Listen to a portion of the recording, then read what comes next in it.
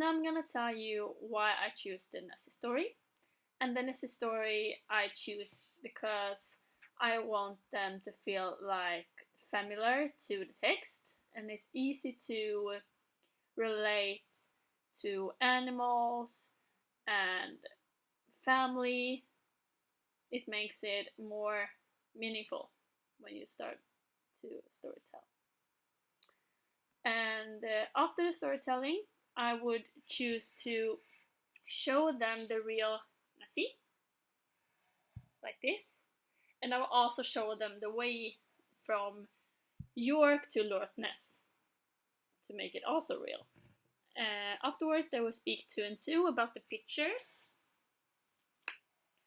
the 15 pictures that I used, and come up with some words that I have been told them in the story. After this, we will make a brainstorm with map that I would write on the whiteboard.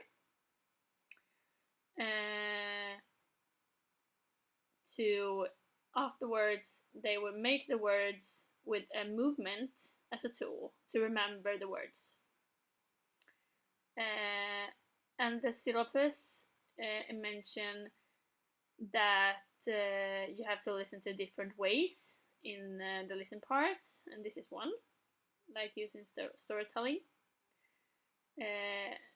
And it's to understand and interact with each other, and that's why I make them work 2 and 2.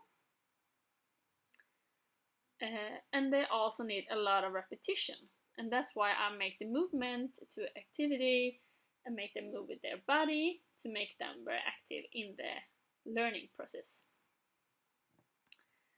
And I connect this movement tool with the words then to the TPR method that Lundberg describes, because you can hear from the text and make a movement with the words.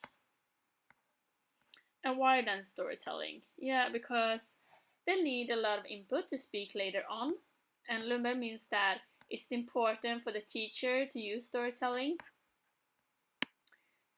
and to make the voice, to make it inspiring.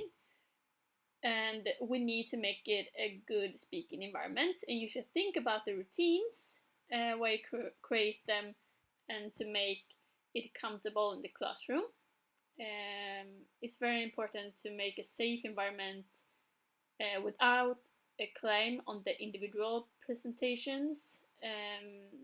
We can make a good interest to learn with the beginners.